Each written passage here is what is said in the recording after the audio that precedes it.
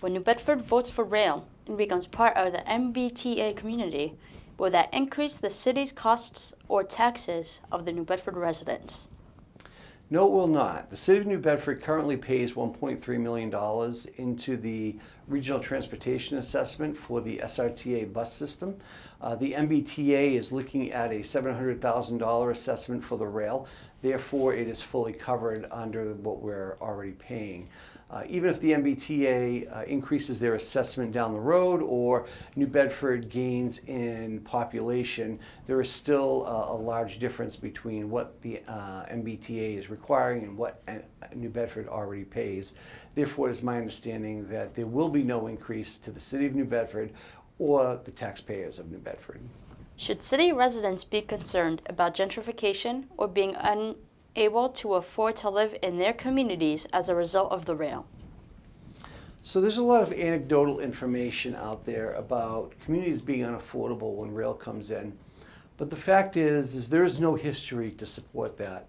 When you look at areas like Lakeville, Attleboro, Worcester, these towns have had rail for many, many years now. And in the beginning, we did not see those spikes, and we did not see the spikes in property costs as well. What we do see right now, not only in those areas, but also in New Bedford and Fall River, are increased rental costs and housing costs. And that's a direct result of housing inventory problems. And they're not just housing inventory problems in this area, in the SouthCoast area. We have a housing inventory shortage in all of Massachusetts. That housing inventory shortage has nothing to do with rail, but it's something that will need to be addressed in the future. Will residents see spikes in property taxes because of the rail? No. Property taxes are paid on assessed value and not market value. So even if the rail comes in and the market value of your property goes up, you do not pay taxes on your complete market value. You pay it on an assessed value. So for instance, your house might be worth a certain amount if you sell it, but that is not what the assessed value is from the city. Look, I'm a property owner.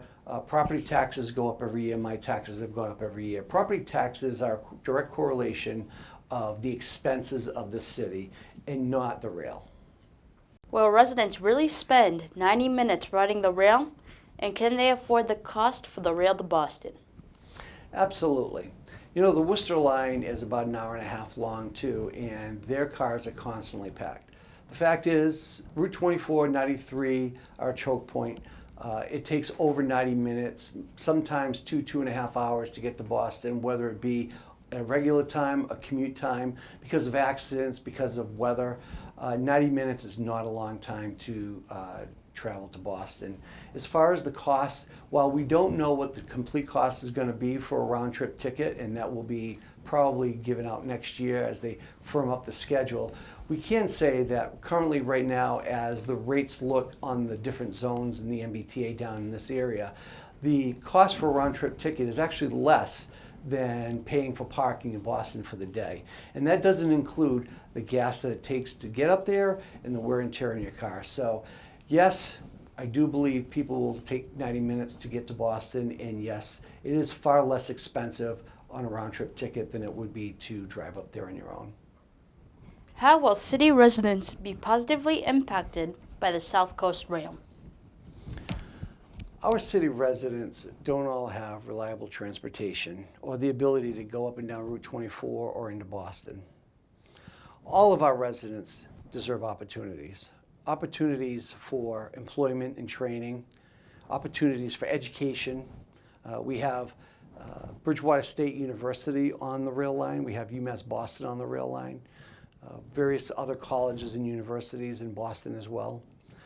Opportunity for medical services. We have some great medical services in the SouthCoast area. However, there are specialized services in Boston that some of our residents need. And then there are folks that need to visit residents that are in need of those services in Boston. Then there's also economic development. We have tourism coming down from Boston. People coming down for a day trip, people coming down for an overnight, spending money in our cities, spending money with our local businesses. That's just as important.